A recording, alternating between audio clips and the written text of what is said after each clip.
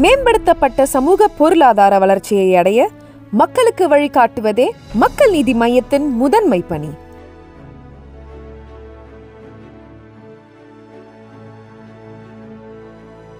Touring talkies ரசிகர்களுக்கு வணக்கம்.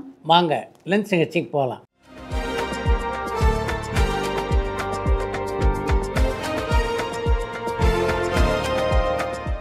என்னம்மா முதல் கேள்வி?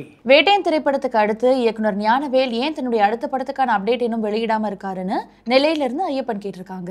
இன்னும் தன்னுடைய அடுத்த படம் என்ன அப்படின்றத பற்றி ஞானவேல் முடிவெடுக்காதனால தான் அவருடைய அறிவிப்பு இது வரைக்கும் வரல. தக் லைஃப் திரைப்படத்துல நடிகர் சிம்புவனுடைய சம்பளம் அதிகமா அல்லது கமல்ஹாசன் சாரினுடைய சம்பளம் அதிகமானு சென்னையிலிருந்து விமல் கேட்டிருக்காங்க. தக் லைஃப் திரைப்படத்திலே சிம்புவனுடைய சம்பளம் எவ்வளவோ அது போல 3 மடங்கு சம்பளம் கமல்ஹாசனுடையது. பழைய நடிகைகள் மீண்டும் நடிக்க வர மாதிரி நடிகைகள் ரம்பா அண்ட் நக்மா மீண்டும் நடிக்க வரதுக்கான வாய்ப்புகள் இருக்கான்னு தேனியிலிருந்து புவனா கேட்டிருக்காங்க.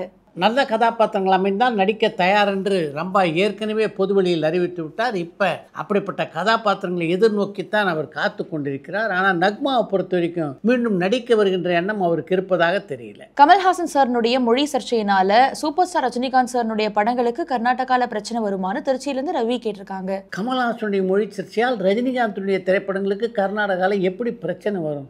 எந்த அடிப்படையில் இந்த கேள்வி நீங்க கேட்டிருக்கீங்கன்னு புரியல. கமல் சார்னுடைய மொழி பிரச்சனை பத்தி உங்களுடைய கருத்து என்ன? அவர் மன்னிப்பு கேட்க மறுத்துட்டாரே, இதனால படத்தினுடைய வசூல் பாதிக்கப்படுமான்னு சேலம்ல இருந்து அன்பு கேட்டிருக்காங்க. தக் லைஃப் திரைப்படம் கர்நாடகாவில் வெளியாகாதனால நிச்சயமாக பொருளாதார இழப்பு கமல்ஹாசனுக்கு ஏற்படும். நடிகை அனுஷ்கா உடல் எடையை குறைச்சிட்டாங்களா? அவங்களுடைய சமீபத்திய புகைப்படம் இருந்தா பகிர முடியுமான்னு கொல்லம்ல இருந்து அஸ்வின் கேட்டிருக்காங்க. அனுஷ்காவுடைய நடிப்பிலே அடுத்து காடி அப்படின்ற படம் தான் வெளிவர இருக்கிறது.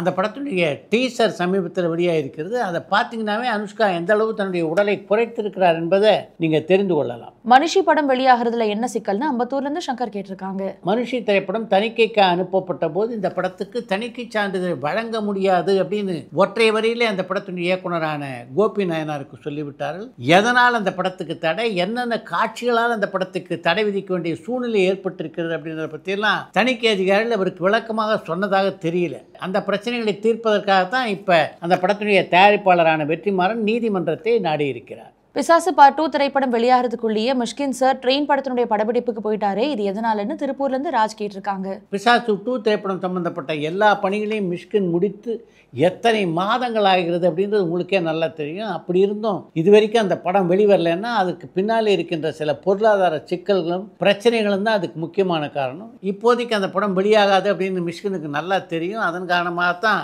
அவர் ட்ரெயின் படத்தினுடைய படப்பிடிப்புக்கு சென்றார். இப்போ அந்த படத்தினுடைய படப்பிடிப்பு முழுவதுமாக முடித்து விட்டார். சினிமாவில் இருக்கிற சிக்கலை தீர்த்துட்டு நடிகர் விஜய் அரசியலுக்கு வரலாமேன்னு பொள்ளாச்சியிலிருந்து ரம்யா கேட்டிருக்காங்க. சினிமாவில் விஜயினால ஏதாவது ஒரு பிரச்சனை ஏற்பட்டிருந்தால் இப்படி ஒரு கேள்வி நீங்கள் கேட்கலாம். இப்போ இருக்கிற எந்த பிரச்சனையை விஜய் தீர்த்து விட்டு அரசியலுக்கு போனோன்னு நீங்கள் எதிர்பார்க்குறீங்க? நடிகர்கள் தனுஷ் அண்ட் சிம்பு இடையே இப்பவும் பிரச்சனை இருக்கான்னு மதுரையிலிருந்து ராம் கேட்டிருக்காங்க.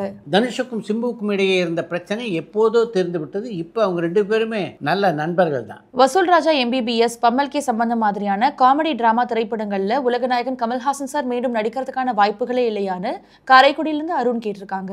வசூல் ராஜா எம்பிபிஎஸ், பம்மல் கே சம்பந்தம் போன்ற நகைச்சுவை படங்களிலே கமல் நடிப்பதற்கான வாய்ப்புகள் இப்ப மிக குறைவாக இருப்பதாகவே நான் நினைக்கிறேன். பென்ஸ் திரைப்படம் எல்சியூல சேர்ந்த திரைப்படமான கும்மிடிப்பூண்டிலிருந்து குமார் கேட்டிருக்காங்க. பென்ஸ் திரைப்படத்தை எல்சியூல சேர்க்கிறதா வேணாமா அப்படின்றத பத்தி அந்த படத்துடைய கதாசிரியரான லோகேஷ் கனகராஜ் தான் முடிவெடுக்கணும். நடிகர் மாதவனுடைய அடுத்த நேரடி தமிழ் திரைப்படம் என்னன்னு தேனியிலிருந்து வேல்முத்து கேட்டிருக்காங்க. மாதவன் நடிப்பிலே நீண்ட நாட்களாக வெளிவராமல் இருக்கின்ற படம்னா அது அதிர்ஷ்டசாலி என்ற திரைப்படம். அந்த படம் தான் அவருடைய அடுத்த படமாக வெளியாகும் அப்படின்னு நினைக்கிறேன். நடிகர் சியான் விக்ரமுடைய அடுத்த திரைப்படம் என்னன்னு பட்டுக்கோட்டையிலிருந்து ஹரி கேட்டிருக்காங்க. மாவீரன் படத்தை தயாரித்த நிறுவனத்துடைய அடுத்த படத்தில் விக்ரம் நடிக்கிறார். அதுதான் அவருடைய நடிப்பிலே அடுத்து உருவாக இருக்கின்ற திரைப்படம். நடன இயக்குனர் தினேஷ் மாஸ்டர் மேல நடவடிக்கை எடுக்கப்படுமான்னு ராஜபாளையம்ல இருந்து அபி கேட்டிருக்காங்க. நடன இயக்குனர் தினேஷ் மீது நடவடிக்கை எடுக்கின்ற அளவுக்கு குற்றச்சாட்டுகள் பதிவு செய்யப்பட்டிருக்கா அப்படின்னே தெரியல. அதுக்கு பின்னால தானே நடவடிக்கை எடுக்கிறத பற்றி யோசிக்க முடியும். பாடகி சின்மயி மீதான தடை நீங்குமா? நீங்க ராதா ரவி சார் கிட்ட சின்மயிக்காக பேச முடியுமான்னு மதுரையிலிருந்து ராஜா கேட்டிருக்காங்க. சின்மயி மீதான தடையை நீக்குகின்ற எண்ணத்திலே ராதா ரவி இருப்பதாக தெரியல. நடிகர் அஜித் ஏதாவது படத்தை இயக்குவாரான்னு அம்பத்தூர்ல இருந்து சீனோ கேட்டிருக்காங்க. அஜித்தை பொறுத்தவரையிலே திரைப்படங்களை இயக்குவதிலே அவருக்கு ஆர்வம் இருப்பதாக தெரியல. அவருக்கு ஆர்வம் இருந்திருந்தால் இதற்குள்ளாகவே ஒரு சில படங்களை அவர் நிச்சயமாக இயக்கியிருப்பார். நடிகை ஷக்கீலா இப்ப படங்கள்ல நடிக்கிறது இல்லையான்னு முக்கூடல இருந்து தீனா கேட்டிருக்காங்க. ஷக்கீலா இப்போது திரைப்படங்களில் நடிப்பதில்லை என்றால் அதுக்கு முக்கியமான காரணம் அவரை தேடி எந்த வாய்ப்பும் வரவில்லை என்பதுதான். வாய்ப்பு வந்தால் நடிப்பதற்கு ஷக்கீலா தயாராகத்தான் இருக்கிறார்.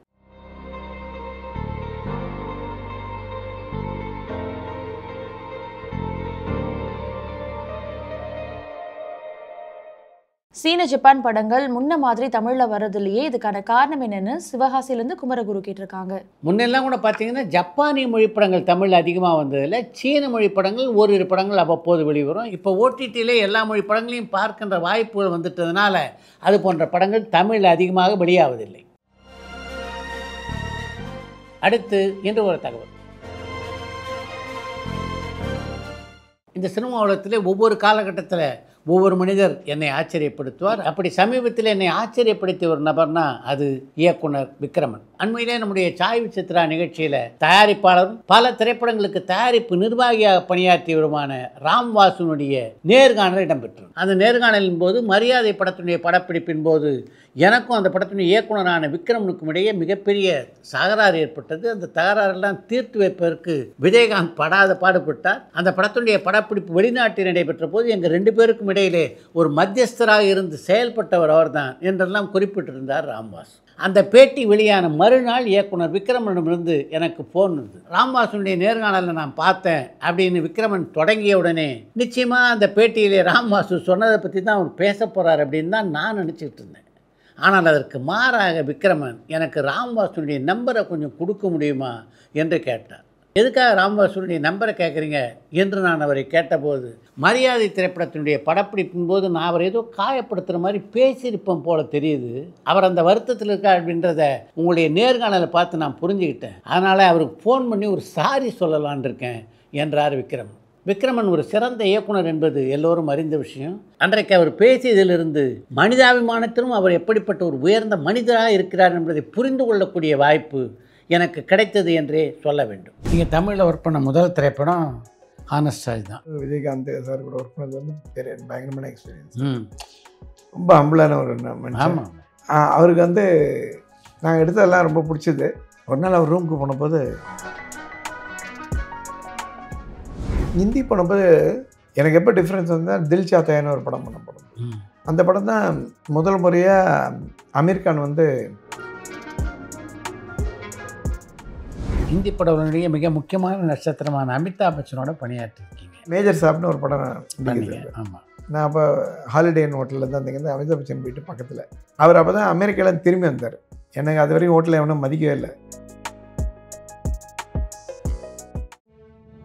மேம்படுத்தப்பட்ட சமூக பொருளாதார வளர்ச்சியை அடைய மக்களுக்கு வழிகாட்டுவதே மக்கள் நீதி மையத்தின் முதன்மை பணி.